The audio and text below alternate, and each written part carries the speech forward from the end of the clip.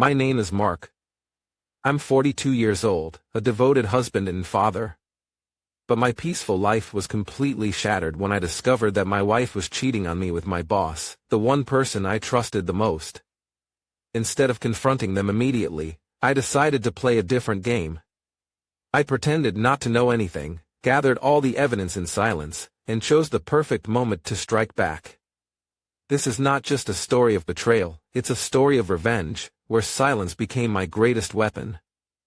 Seattle has always been my home, a city known for its perpetual rain and misty mornings, yet it holds a kind of melancholy beauty that I've grown to love. I'm Mark, 42 years old, and I've spent most of my life here. Growing up, I used to take long walks around Lake Washington with my parents on Sundays. My father, a humble auto mechanic, would sit by the water, skipping rocks while teaching me how to count the number of times they'd bounce before sinking. My mother, on the other hand, loved visiting the bustling farmers' markets downtown, especially Pike Place Market. We would buy fresh fish, vibrant bouquets of flowers, and the sweetest, juiciest apples that I could smell from a distance. Those were the moments that cultivated my deep affection for this city.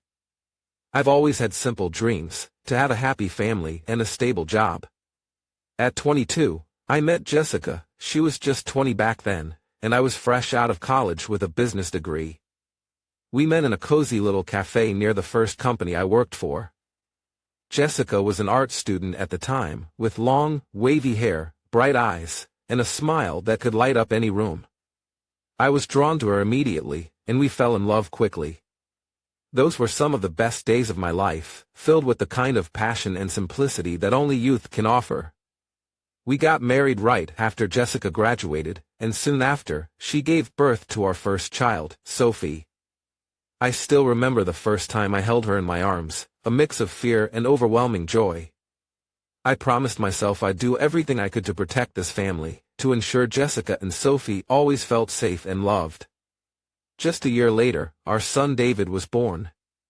Having both a daughter and a son felt like a blessing I couldn't have imagined, and I truly believed I was the luckiest man alive. I worked for a tech company in Seattle, starting at the bottom and gradually working my way up the corporate ladder. Michael, my boss, was a talented, ambitious man. We started as close colleagues, often having dinners together after work where we'd talk about our goals and future plans. Michael would share his dreams of expanding the company, leading groundbreaking projects. I respected him, not just as a boss, but as a friend and mentor. No matter how busy work got, I made it a point to be home every evening. I cherished our family dinners, listening to Sophie talk about her day at school and hearing David's excited ramblings about his new favorite superhero. I believed that as long as I had my family by my side, no challenge was too great. We lived in a spacious house on the outskirts of Seattle, with a small garden where Jessica liked to grow flowers and vegetables. Gardening was her passion, and I'd often join her on weekends, helping trim the hedges or plant new seeds. Those were some of the most peaceful moments of my life. From the outside, my life seemed like a dream, a good job, a beautiful home, 2 wonderful kids, and a wife I adored. But I learned that sometimes, what looks perfect on the surface can hide unseen cracks. Beneath the smiles and the calm facade, there were small but telling signs that I had overlooked. Jessica was always an independent and strong-willed woman, traits that I admired from the beginning. She never seemed like someone who needed me, and I took pride in her self-sufficiency. But over time, I started noticing subtle changes, and I began changing too, without even realizing it. We stopped having those intimate evenings where we'd sit and talk over candlelight. Instead, Jessica started coming home late more often, citing social gatherings or work events as the reason. At first, I didn't think much of it. I trusted her completely. We had faced so many challenges together in our marriage, and I never once doubted the woman I loved more than anything. Winter in Seattle can be harsh, cold and drenched in rain. I remember one evening, Jessica came home soaked to the bone, shivering from the downpour. I offered to make her a cup of hot tea, but she just gave me a tired smile and said she wanted to go straight to bed. That was the first moment I felt a pang of unease, a sense that something wasn't quite right. But I brushed it off, telling myself I was just overthinking things. It's just the stress from work, I thought, not wanting to trouble her further. But then the strange receipts started showing up, from upscale restaurants we'd never visited, hotels I hadn't heard of. I felt confused. When I asked Jessica about it, she'd laugh it off, saying they were from outings with friends. She had a way of making me feel foolish for even questioning her. Jessica was sharp and quick-witted, qualities I had once loved about her. Now, they made me feel uncomfortable, like I was missing something obvious. The discomfort wasn't from anything explicit, but from the little things, the way she avoided eye contact when I asked questions, the forced smile she gave when I brought up her outings. It was a vague, creeping unease, like a current beneath the still waters of our daily life. And instead of confronting it, I chose to ignore it, convincing myself that everything was fine. But sometimes, the things we choose not to see are the very things that matter the most. It started with small changes, the kind you'd usually ignore or dismiss. Jessica had always been outgoing, with a busy schedule filled with dinners, meetups, and events related to her job at the gallery. As an art consultant, she regularly met with clients, artists, and other gallery managers. It wasn't unusual for her to come home late after a gallery opening or a business meeting, and I never questioned it. I'd always been the supportive husband, encouraging her to pursue her passion and maintain her social circles. But then, her late nights started happening more frequently. What was once an occasional occurrence became a weekly routine. She'd come home well past midnight, sometimes on weekdays, looking slightly disheveled with the faint scent of wine lingering on her clothes. I remember one rainy evening, sitting at home and worrying because she hadn't called or texted. When she finally walked through the door, soaked from head to toe, I rushed over to hand her a towel and asked, "Why are you so late?" "You didn't call. I was about to come pick you up." Jessica seemed startled for a moment before quickly giving me a weak smile. "Oh, I had a late meeting at the gallery, then a few friends invited me out for a drink. I didn't want to bother you," she said, her voice carrying a note of fatigue. I wanted to believe her, and for the most part, I did. But something in her explanation didn't sit right with me. As she headed upstairs to change, I noticed a small lipstick stain on the cuff of her coat, something I'd never seen on her clothes before. The late nights became a habit, and I began to feel like a bystander in my own home. One Friday evening, I spent the whole afternoon preparing a special dinner for Jessica. I cooked her favorite steak, opened a bottle of red wine we'd been saving for a special occasion, and even put on her favorite jazz album to set the mood. But by 9 p.m., she still wasn't home. I called and texted, but all I got was a short message back, "I'm busy. Don't wait up, just eat without me." I sat alone at the dinner table, watching the candle burn down, feeling more isolated than ever before. An hour later, Jessica finally came home, her face flushed and her eyes glassy, like she'd had a few too many drinks. "I had a bit too much to drink," she said, laughing as if nothing was wrong. "You don't mind, do you?" I didn't respond. I simply got up, cleared the table, blew out the candles, and poured the rest of the wine down the sink. Jessica watched me with a confused expression, but she didn't say anything. Instead, she quietly went upstairs, leaving me standing there, feeling a cold emptiness settle in my chest. Then there were the strange receipts. At first, it was just a single crumpled receipt I found in her purse, from a fancy French restaurant we'd never been to. I didn't think much of it, Jessica often had business dinners. But then more receipts started appearing, from upscale restaurants, luxury hotels, even a high-end spa I'd never heard her mention before. I casually asked her about one of them. "Did you have dinner at this restaurant recently?" I found a receipt. There was a brief hesitation before she smiled and answered smoothly, "Oh, yes, I went with a colleague. We were discussing a new project." Her response was calm, almost rehearsed. I nodded, but the seed of doubt had already been planted. Jessica wasn't usually the type to spend lavishly without mentioning it to me. One Saturday afternoon, I was sorting through the mail when I stumbled upon Jessica's credit card statement.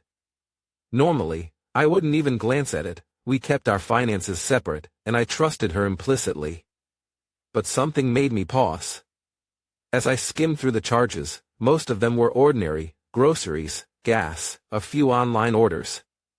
But then I spotted a large charge from the Fairmont, one of the most luxurious hotels in downtown Seattle. It wasn't just a dinner bill, it was a charge for an overnight stay. I asked Jessica about it that evening, trying to sound as casual as possible. "Did you stay at the Fairmont recently?" I saw a charge on the statement. She looked surprised for a split second before letting out a laugh. "Oh, that," she said, brushing it off. "I had a late meeting with a client and was too tired to drive home. I thought it would be safer to stay the night rather than risk it in the rain." Her explanation made sense, but something about the way she said it felt off.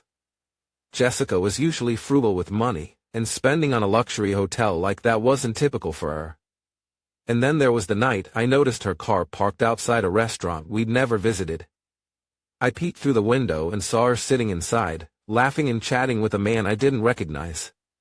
The soft glow of the restaurant lights illuminated her face, and for a moment, she looked like a stranger to me. My heart pounded, my hands gripping the steering wheel tightly. I didn't go inside. I didn't want to create a scene. Instead, I drove home, feeling numb and disconnected, like the world had tilted on its axis. When she got home later that night, much later than usual, I asked her where she'd been. Jessica smiled, a little too brightly, and said, "Oh, just having dinner with some friends from the gallery. There's a new project they want me to be part of." Her words were believable, but her eyes told a different story. They avoided mine, darting away nervously. The nagging suspicion in my gut grew stronger, but I still clung to the hope that I was wrong, that it was all just a series of misunderstandings. That changed one morning when Jessica accidentally left her phone at home. I noticed it vibrating on the counter, and a message popped up on the screen: "I miss you. When can I see you again?" It wasn't the kind of message you send to a friend or a colleague. I set the phone down, my hands shaking as a cold wave of realization washed over me. The receipts, the late nights, the way she'd pull away when I tried to touch her, it all suddenly made sense. I didn't want to believe it, but deep down, I knew. There was more going on than she was willing to admit. Even though part of me desperately wanted this to be a misunderstanding, I knew I had to confront the truth, no matter how painful it might be. I needed answers, and I couldn't keep pretending that everything was fine. The suspicion was like a storm brewing beneath the surface, subtle at first, but growing stronger with each passing day. It wasn't just the late nights or the unusual receipts anymore. It was the small things, the brief, hushed phone calls, the text messages Jessica hurriedly deleted when I walked into the room, the way she became defensive whenever I casually asked about her evenings. Jessica had always been open with me, but now it felt like she was building a wall between us. One Saturday, Jessica mentioned she was going to spend the day at a spa with friends. Usually, she'd invite me to join her for lunch afterward, but this time, she said it was a girls-only day. I didn't think much of it and decided to spend the afternoon with the kids. However, that evening, while I was folding laundry, I noticed something odd. Her red dress, the one she only wore on special occasions, wasn't in the closet. I brushed it off, assuming she'd taken it to the dry cleaner, but a sense of unease crept into my mind. The next morning, the red dress reappeared, neatly folded on the chair in her bedroom, but it carried a faint, unfamiliar scent. It wasn't Jessica's perfume, it was a men's cologne I didn't recognize. I didn't say anything, but the doubt in my heart grew stronger, like a splinter under my skin. A week later, I decided to take a drastic step. I secretly installed a GPS tracker on Jessica's car, something I never thought I'd do to the woman I once trusted implicitly. Guilt gnawed at me, but I needed to know the truth, no matter how painful it might be. For the first few days, everything seemed normal. Jessica drove to work, stopped by the gallery, and occasionally ran errands. But one Thursday afternoon, I noticed something strange. Her car had stopped at a location far from downtown Seattle, in a quiet residential area about 30 minutes away. It wasn't near any restaurant or hotel we frequented. I decided to drive there, my heart pounding the entire way. When I arrived, her car was gone. I found myself parked in front of a row of old apartment buildings, the kind that had seen better days. Why would she be here? Who was she visiting? The questions swirled in my mind, but I had no answers. I drove home, forcing myself to act normal for the kids, but my mind was racing. In the following days, Jessica became even more secretive with her phone. She started taking it with her everywhere, even into the bathroom. One night, I woke up around 2 a.m. to find her sitting up in bed, her face illuminated by the glow of her phone screen. She looked startled when she realized I was awake and quickly turned off the screen. "Can't sleep?" I asked, trying to keep my voice casual. She gave a nervous laugh. "Just a bit of insomnia." I was reading the news. But I knew she wasn't reading the news. I didn't know who she was messaging at this hour, but this had gone beyond what I could ignore. It was time to take action. I reached out to Paul, a private investigator recommended by a friend. He was known for handling tough cases, and if anyone could help me uncover the truth, it was him. I explained the situation to Paul, and he nodded thoughtfully. "We need more evidence," he said. "What you've noticed so far is just the tip of the iceberg." We decided to monitor Jessica's movements for 2 weeks. During this time, Paul and I discovered a series of unsettling patterns. Jessica wasn't just meeting Michael, my boss, but also another man at the old apartment building I'd seen before. This man, as Paul found out, was a divorce attorney. The realization hit me like a punch to the gut. Jessica wasn't just having an affair, she might be planning to leave me. Paul gathered a series of photos, each more damning than the last. In one, Jessica was seen embracing the unknown man outside the apartment. In another, she and Michael were dining at a private restaurant, not one they would typically visit for business. They were laughing, their expressions filled with a level of intimacy that was unmistakable. It felt like my entire life had become a cruel joke. But the worst part was yet to come. One evening, Paul called me with urgency in his voice. "You need to meet me right away," he said. We met at a small cafe on the outskirts of the city. Paul handed me a USB drive with a video file on it. "Watch this," he said, his expression grave. The video showed Jessica and Michael standing on a street corner, engaged in a heated argument. Jessica's voice was raised, filled with anger. "I can't do this anymore. You promised we'd end this soon, but now I'm living in fear every day." Michael tried to calm her down, but it was clear he was just as worried. "Keep your voice down," he hissed, looking around nervously. "We'll figure this out." As I watched the video, my hands began to tremble. This wasn't just an affair. There was something deeper, something more sinister going on. It wasn't just a betrayal of our marriage, it was a plot, a secret plan that I couldn't yet fully grasp. I felt like I was standing on the edge of a cliff, looking down into a void. What I had just seen wasn't merely about infidelity, it was about deceit at a level I hadn't imagined.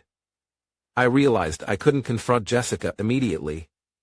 I needed time to process, to plan my next move carefully. That night, I lay in bed, staring up at the ceiling while Jessica slept soundly beside me. I wondered how many times she had looked me in the eye and lied, how long she had been weaving this web of deceit. It was then that I realized our marriage had been over for a long time, I just hadn't been willing to see it. Seeing the undeniable proof felt like a dagger piercing my heart. But instead of letting the pain consume me, I felt a cold, calculated resolve take over. I knew I couldn't just confront Jessica or Michael head-on. They had lied to me, manipulated me, and taken advantage of my trust. If I wanted to regain control, I needed a plan, a meticulous one. The next morning, I sat at the kitchen table, watching Jessica pour herself a cup of coffee. She looked at me, completely unaware, and smiled. "You seem quiet today." "Is everything okay?" she asked, her voice as casual as ever. I forced a smile, the kind I'd perfected in countless business meetings. "Yeah, just a lot on my mind with work," I replied. But inside, my thoughts were racing. I needed to act normal, not give her any reason to suspect that I knew. I decided to take a few days off work, claiming I needed time to recover from a supposed flu. I needed space to think, to strategize without the daily distractions of the office. During those days, I started making calls to lawyers, financial advisors, and even a therapist. I needed to prepare for every possible scenario, especially if this led to divorce. But I wasn't ready to act just yet.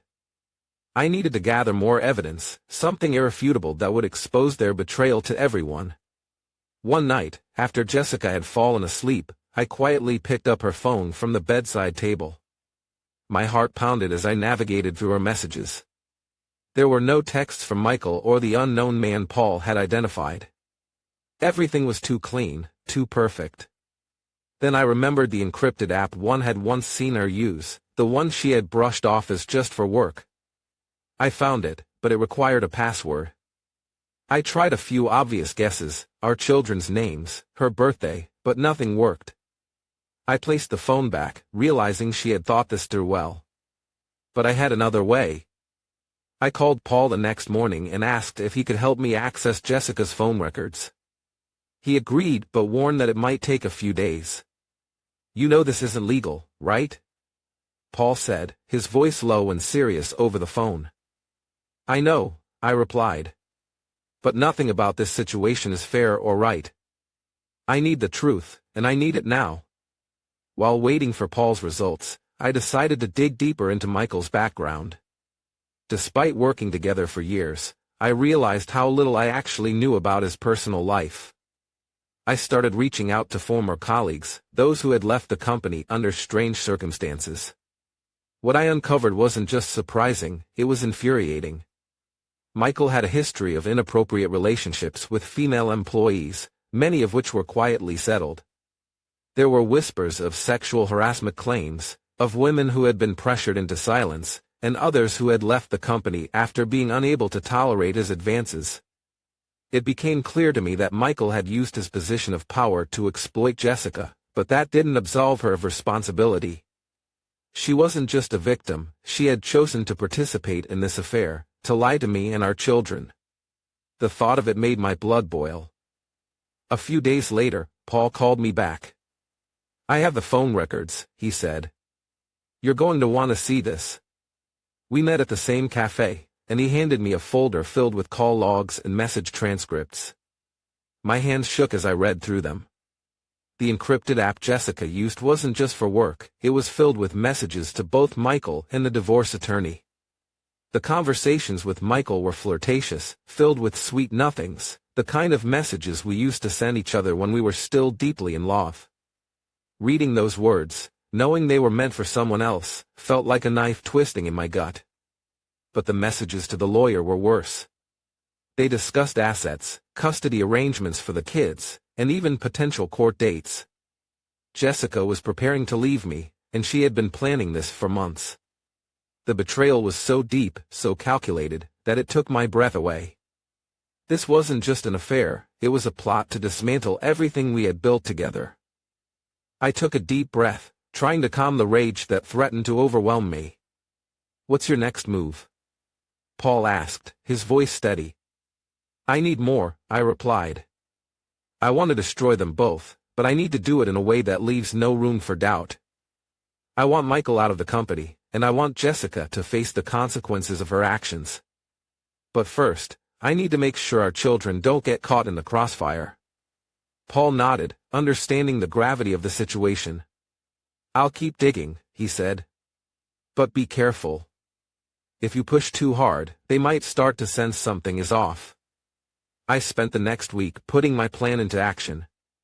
I began transferring assets, moving money into accounts that Jessica couldn't access. I consulted with a divorce lawyer but instructed him to keep everything quiet for now. I didn't want Jessica to know what was coming. At the same time, I started distancing myself emotionally. I stopped asking about her day, stopped trying to engage in conversation. I wanted her to feel like everything was normal, like she still had the upper hand. One evening, I surprised Jessica by inviting her out to a fancy dinner, something we hadn't done in years. She seemed caught off guard but pleased. "This is a nice surprise," she said as we sat down at the restaurant. I thought it was time we did something special, I replied, smiling warmly. But inside, I was scrutinizing her every move, listening to her every word, searching for any sign of guilt or hesitation. She seemed relaxed, even happy, as if the weight of her secrets had lifted now that she believed she was winning. As we finished our meal, I leaned forward and took her hand. "Jessica," I said softly. "I've been thinking a lot lately, and I realize I haven't been the best husband. I want us to start over, to rebuild what we once had." Tears welled up in her eyes, and for a moment, I almost believed she was sincere. "I'd like that too," she whispered. But I knew better. This was her final act, a performance meant to keep me in the dark until she was ready to strike. I squeezed her hand and smiled. "I'm glad," I said. "Because I had a surprise for you, too. Something I think you'll want to see." Her smile faltered for just a second, but it was enough for me to notice. I had seen enough. It was time to move into the final phase of my plan. After seeing the undeniable proof of their betrayal, I knew I couldn't confront Jessica right away. That would be too easy for her, too simple. The anger boiling inside me wasn't just about exposing the affair, it was about making her feel the same loss and pain that I had endured. I didn't want to merely end the marriage, I wanted to orchestrate a perfect revenge, a step-by-step dismantling of the life she thought she had built. The first move in my plan was to completely change my behavior. I no longer acted distant or cold like before. Instead, I played the part of a loving, attentive husband. I started waking up earlier, making breakfast for Jessica, something I hadn't done in years. I showered her with compliments, noticed small details about her appearance, and always took time to listen to her stories, no matter how trivial they seemed. At first, Jessica seemed surprised, but then she began to relax, likely believing that I had changed and that everything was getting better. One morning, I handed her a small gift box with a necklace she once admired. "I noticed how hard you've been working lately, and I wanted you to know how much I appreciate you," I said, kissing her gently on the forehead. Tears welled up in Jessica's eyes, but she had no idea that this gift was part of my plan, a way to make her feel secure and loved, only for me to rip that security away when the time was right. I didn't stop there. I also began focusing more on our family. I organized weekend outings with the kids, taking photos and posting them on social media with heartfelt captions. In the photos, Jessica looked happy, and I knew that her friends and colleagues, including Michael, would see them. I wanted Michael to witness the image of a happy family he was trying to destroy, to make him feel like he was losing the game he thought he was playing. One night, I suggested we cook dinner together at home. It had been years since we last did this, and Jessica looked surprised but pleased. As we chopped vegetables side by side, I reminisced about our early days together, sharing memories of our first dates and vacations. Jessica laughed, but I could see a flicker of sadness in her eyes. She was caught between her guilt and the lies she was living. "Do you remember our summer vacation in Napa Valley?" I asked casually. Jessica nodded, trying to smile. "That was one of our best trips," she replied. I nodded. "I thought we'd have many more moments like that in the future," I said, looking directly into her eyes. Jessica quickly looked away, her face filled with a mix of regret and unease. It was the reaction I wanted. I could tell she was starting to unravel from the inside, and I was going to push her further. The next phase of my plan was to involve us in activities we hadn't done together in years. I suggested we volunteer at charity events, something we always talked about but never actually did. I also began suggesting social gatherings with mutual friends, particularly those who knew us well. At these events, I made sure to be the doting husband, always attentive to Jessica, complimenting her in front of everyone. I wanted her to believe that I was truly trying to fix our marriage, to make her drop her guard. Little did she know, it was all part of the illusion I was crafting. One night, I arranged a romantic evening at home, complete with candlelight and her favorite wine. Jessica seemed touched, and I could see she thought I was genuinely trying to salvage our relationship. We sat across from each other, sipping wine and talking about the future. "I've been thinking a lot lately about where we go from here," I said softly. Maybe we should buy a little house by the beach, just you and me, spend the rest of our days in peace. Jessica looked at me, her eyes filled with a mix of hope and fear. Do you really mean that? She asked, almost disbelieving. Absolutely, I said, squeezing her hand. I want us to have a fresh start. But right after that night, I began doing the opposite. I secretly started transferring assets, selling off shares she didn't know about.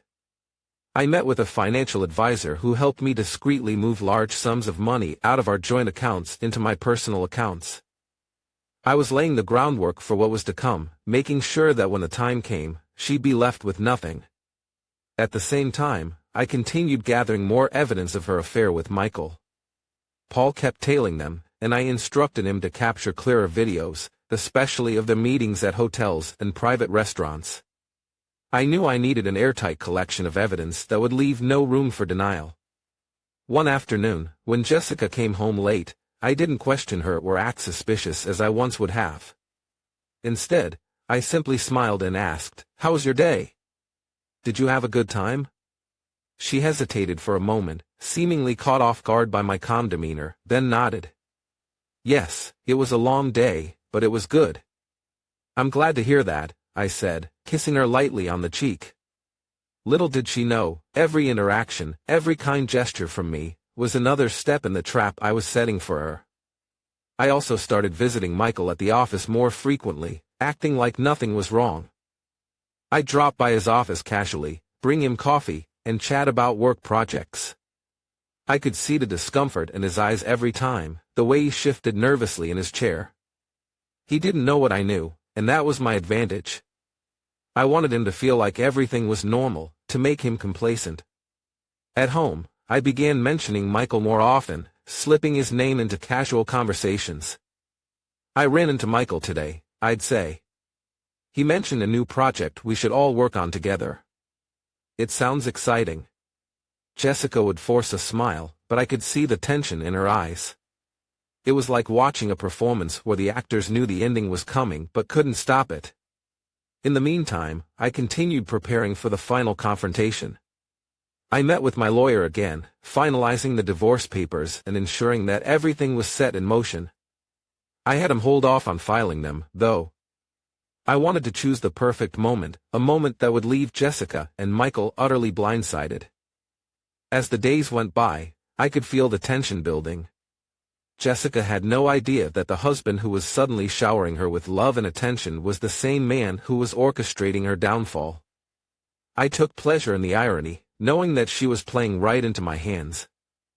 In the weeks that followed, I perfected the role of the ideal husband, carefully constructing a facade of love and trust. Jessica had no idea that beneath the surface, a storm was brewing. I wasn't just aiming to expose her betrayal. I wanted everything to collapse beneath her feet, to make her face the full weight of the consequences for her choices. I began to play psychological games with Jessica, often mentioning Michael casually, as if he were still my close friend. "I ran into Michael at the office today," I said one evening. "We were discussing a new project, and I thought it would be nice if our families went on a vacation together this summer. What do you think?" Jessica forced a smile, but I could see the tension behind it. "That sounds like a great idea," she replied, trying to hide her discomfort. I could tell she was wondering if I knew something, but I didn't give her time to dwell on it. I quickly changed the subject, acting as if nothing was amiss. I also started creating situations that would make her feel uneasy. One weekend, I took the kids to the park without telling Jessica beforehand.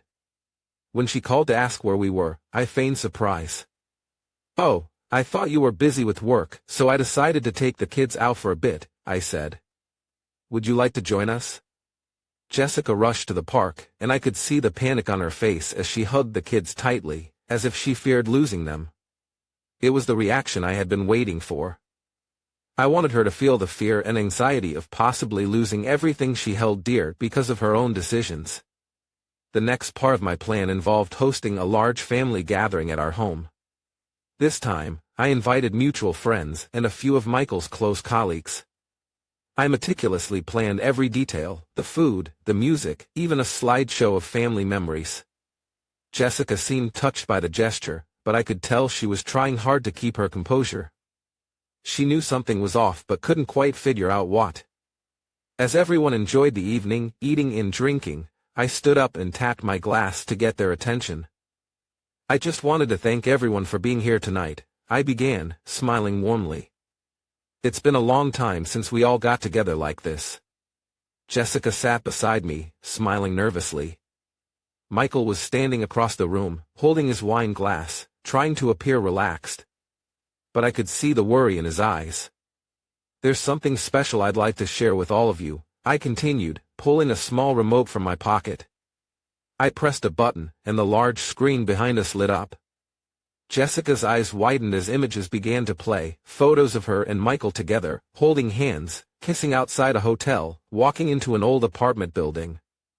The room fell into a stunned silence. I could hear the gasps of our guests as they turned to look at Jessica and Michael, who were both frozen, unable to comprehend what they were seeing. Jessica began to cry, tears streaming down her face as she tried to speak. "No, it's not what it looks like," she shouted, her voice shaky, but no one in the room believed her. I kept my expression calm as I looked directly at her. "Are you sure, Jessica?" I asked, my voice steady. "Because there's something else I'd like everyone to hear." I pressed the button again, and a recording of Jessica and Michael's conversation played through the speakers. Jessica's voice, filled with worry, echoed through the room. "I'm tired of waiting, Michael. He's starting to suspect something. We need to act soon." The silence in the room was deafening. No one said a word. Michael stood there, looking like he'd seen a ghost, his face drained of color. Jessica collapsed back into her chair, sobbing uncontrollably. I scanned the room, taking in the faces of our friends, shock, pity, and finally, anger. I had succeeded. My revenge had reached its peak, and now it was time to end this once and for all. "Thank you all for coming," I said, setting the remote down on the table. "I think it's time we face the truth. I'll leave it to Jessica and Michael to explain everything." With that, I walked out of the room, leaving them to deal with the fallout of their own actions. I could hear Jessica's sobs and Michael's desperate attempts to explain, but I didn't look back. I stepped outside, breathing in the cool night air, feeling a sense of liberation I hadn't felt in months. It was then that I realized something profound. Sometimes, the most powerful revenge isn't loud or violent. It's the silence, the calm aftermath of a well-laid plan, that leaves the deepest scars. After the party, I knew I had taken the first step in my revenge plan. The image of Jessica crumbling before our friends, with Michael standing there like a defeated man, unable to utter a single word in his defense, it was a moment I would never forget. But I knew it wasn't enough. I didn't just want to humiliate them. I wanted to destroy everything they thought they had control over. In the days that followed, I kept my distance from Jessica. I didn't confront her or ask any more questions. I let her live in the chaos of her own thoughts, her anxiety growing with each passing day. I could see her becoming more tense, losing sleep. Every time I walked into a room, she would flinch, her eyes filled with fear, as if she were bracing for another blow. But I didn't rush. I wanted her to suffer through the waiting, to drown in the uncertainty. It was a form of psychological torture, and I intended to savor every moment of it. One morning, Jessica tried to start a conversation as we sat at the breakfast table. Her eyes were red and swollen from lack of sleep. "Mark, we need to talk," she whispered, her voice hoarse. I looked up, keeping my face calm. "Is there something to say, Jessica?" I replied, my tone light but laced with sarcasm. "Is there anything we haven't already made clear?" Jessica's voice broke as tears streamed down her face. "I'm sorry. I made a mistake. I don't know what to do anymore. Please, give me another chance." I watched her cry in silence, then slowly stood up. "Another chance?" I scoffed. "You think after everything you've done, I'd give you another chance? I gave you countless chances, Jessica. But you chose betrayal." She fell to her knees, clutching at my pant leg, her hands trembling. "Please, Mark, for the kids." I promise I'll end things with Michael. I just want to make things right. I bent down, lifting her chin gently, forcing her to look into my eyes. You will end it, Jessica. But not because you want to. It's because I won't give you any other choice. I walked away, leaving her kneeling on the floor, sobbing uncontrollably. It was the first time in years I had seen her completely broken, and it gave me a twisted sense of satisfaction. Next, I decided to apply pressure on Michael. I set up a private meeting with him at his office. When I walked in, I could see the worry etched on his face. He tried to smile, but it faltered. Mark, I want to apologize for everything, Michael stammered, his voice shaky. I know I made a terrible mistake. I should never have gotten involved with Jessica. I'm willing to step back. We can resolve this peacefully. I stepped closer, looking him straight in the eyes. Resolve this peacefully? I repeated, my voice dripping with disdain. You think after what you've done, I'm going to let you walk away without paying the price? Michael took a step back, his face turning pale. I'm willing to resign if that's what you want. I'll leave the company. I just beg you not to escalate this further. I laughed coldly. Resign?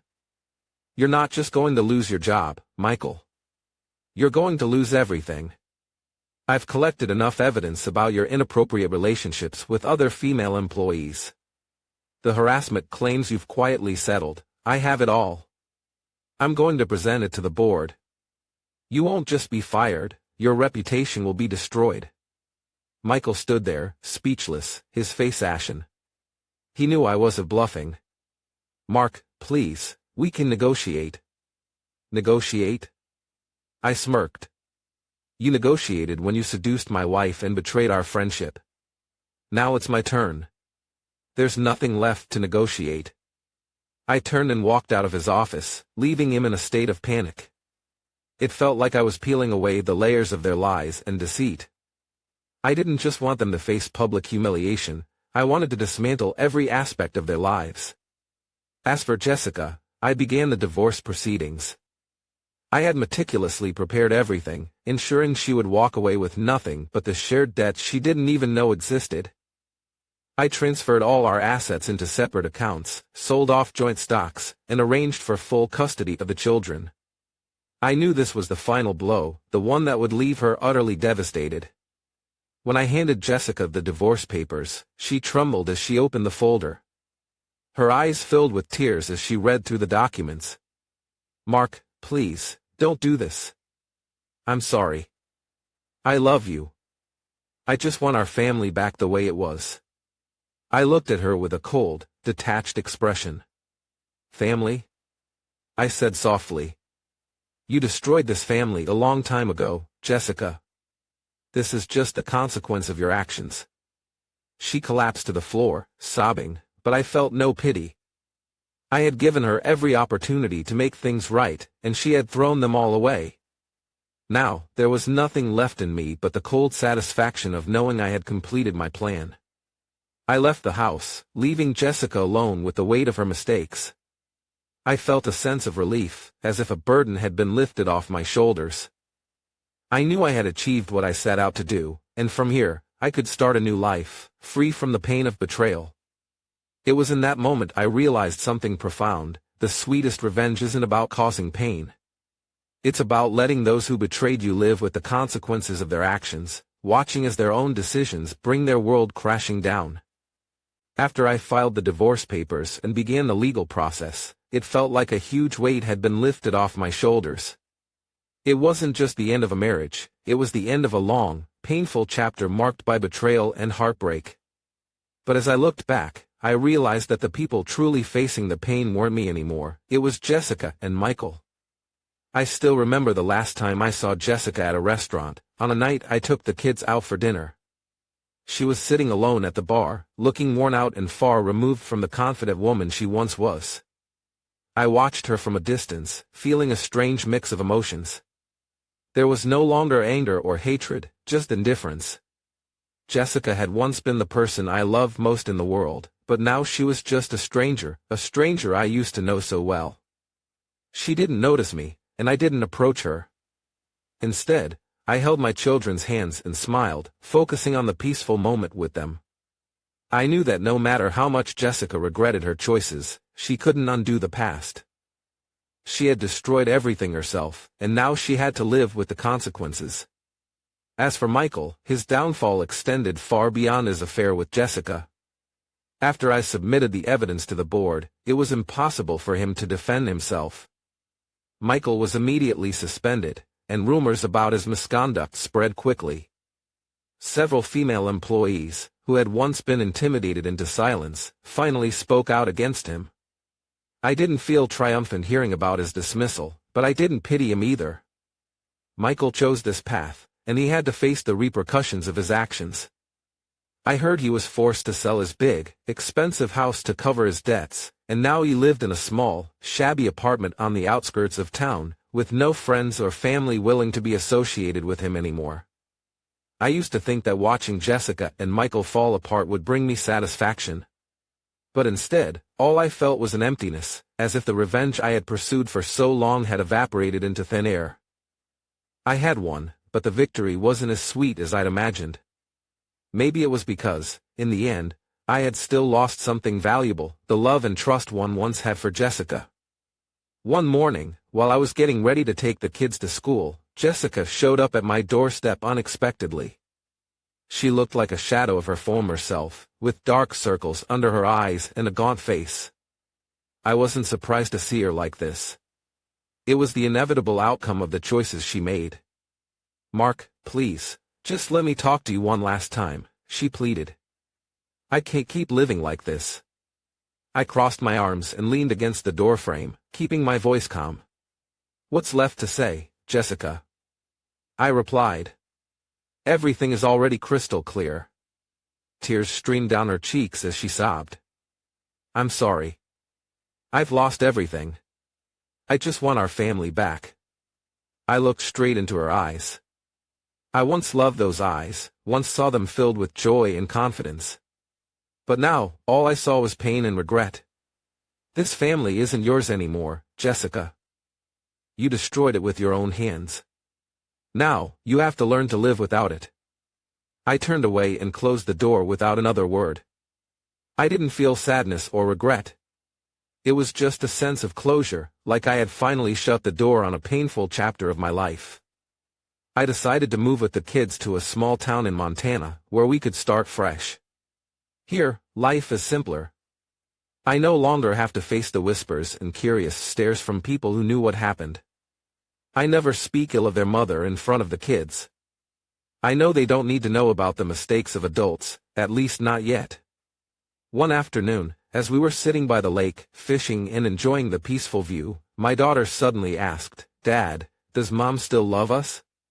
Her question made me pause. I looked into her innocent eyes and realized that, no matter what happened, a mother's love for her children couldn't be erased so easily. I knelt down and hugged her tightly. "Of course, sweetheart. Your mom still loves you very much. It's just that sometimes, grown-ups make mistakes, and it takes time to fix them." Saying those words made me realize that I had learned an important lesson. Revenge didn't bring true happiness. Forgiveness wasn't about Jessica, it was about freeing myself from the weight of what had happened. Now, I have a new life, one that feels more peaceful and complete. I'm no longer haunted by the past or the betrayal. I've found happiness in the small moments, in the laughter of my children, and in the quiet evenings by the lake. As for Jessica and Michael, they will have to live with their regret and isolation. That's the price they have to pay. But for me, I chose forgiveness, not for them, but because I deserve a better life. When I decided to move to Montana, I knew it would be a fresh start, not just for me but for the kids as well. I chose a small, quiet town, hoping we could find the peace I had lost long ago. The first few days felt like an experiment. I wasn't sure if I could truly build a new life here, but I knew I had to try. We rented a small house by the lake, far from the noise of the city. It wasn't big, but it was cozy, with a little garden out back and an old willow tree providing shade over the yard. Surprisingly, the kids adjusted faster than I expected. They ran around, exploring the small forest behind the house and fishing by the lake every afternoon. Seeing their smiles, I felt a flicker of hope that I had made the right decision. But when the night came, after the kids were asleep, I often found myself sitting alone on the porch, staring out at the still water of the lake. Those were the moments when I couldn't stop the memories from flooding back, the memories of a life I once thought would last forever. I wondered if it was all just a dream, an illusion of happiness I had created for myself. One night, as I sipped whiskey on the porch, memories of Jessica came rushing back. I remembered the first time we met, when we were both young and full of ambition. She had laughed so easily, her eyes sparkling with excitement. I used to believe she was the woman I'd spend the rest of my life with. I remembered the good times, the moments of joy when we built our first home together, faced challenges side by side, and shared the thrill of our first child being born. But those memories quickly gave way to the image of Jessica walking into a hotel with Michael. The smile she once saved for me now meant for someone else. The pain resurfaced, hitting me like a wave, dragging me down to a place I thought I had left behind. I had done everything to expose the truth, to exact my revenge, but it seemed I couldn't erase the hurt. The next morning, I decided to do something I hadn't done since everything fell apart. I opened up to a new friend. In this small town, I had met Hank, an older man who lived alone in a small cabin across the lake. Hank often stopped by with fresh fish he'd caught, sharing stories about his life as we cleaned the fish together. One afternoon, while we sat by the lake, I decided to tell him a bit about my story. I didn't go into too much detail, I just shared that I had been betrayed, that I had lost everything and was trying to rebuild my life from scratch. Hank didn't say anything for a while, he just listened quietly. Then he turned to me, giving me a gentle pat on the shoulder. "I've lost everything before too," he said, his voice tinged with sadness. "But I realized that sometimes, losing everything is just the beginning of something new. You might have lost a family, but you're building a new one now.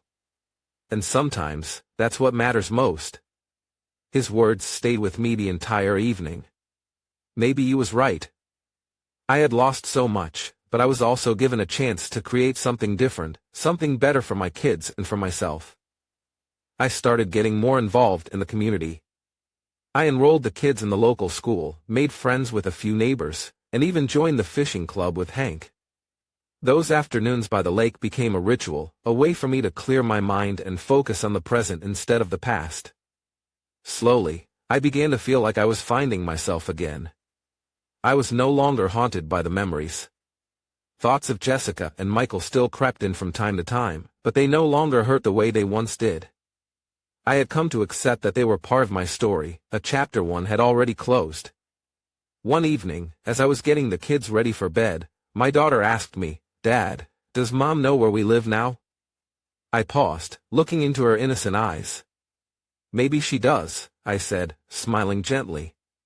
"But what's important is that we're happy here, aren't we?" She nodded, then wrapped her arms around me. "I love you, Dad," she whispered, and in that moment, I realized I had truly won. Not because I had gotten revenge on Jessica and Michael, but because I had found happiness again, for myself and for my children. I made a decision then. I would never return to my old life. I didn't need to face Jessica or Michael anymore. They would live with the choices they made, and I would live with mine, the choice to forgive and move forward. Montana had become our new home, a place where I could start fresh, unburdened by the pain of the past. And so, I continued living my life, day by day, moment by moment. I didn't know what the future held, but for the first time in years, I felt at peace. I had learned that sometimes, the best revenge isn't about hurting others, it's about letting go and finding joy in the simplest things. With the sun setting over the lake and the laughter of my children filling the air, I knew I was exactly where I was meant to be.